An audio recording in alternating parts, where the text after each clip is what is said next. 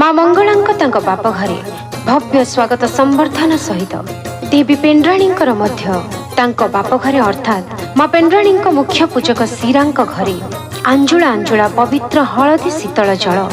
ସମସ୍ତ ଦେବୀଙ୍କ ଭୁବନ ମନମୋହିନୀ ମାନବୀୟ ଶରୀର ଉପରେ ସିଞ୍ଚିତ କରି ତା ସାଙ୍ଗକୁ ସିନ୍ଦୁର କୁଙ୍କୁମ ଚନ୍ଦନ ଦେବୀଗଣଙ୍କ ଶ୍ରୀତନୁ ମଣ୍ଡନ କରାଇ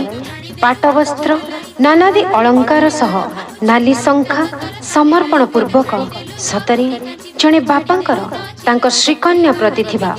ଅଭେଦ୍ୟ ଅପୂର୍ବ ଆଶା ଓ ଅଭିଳାଷାର ମହନୀୟତାକୁ ପ୍ରତିପାଦନ କରେ। ମନେ ହୁଏ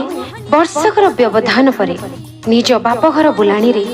ଘଣ୍ଟ ଶବ୍ଦ ସାଙ୍ଗକୁ ଧୂପ ଓ ଝୁଣାର ସୁଦୂର ପ୍ରସାରୀ ମହକ ପ୍ରତି ଦାଣ୍ଡକୁ ମହକାଇବା ସହିତ ପ୍ରତିଟି ଆତ୍ମାକୁ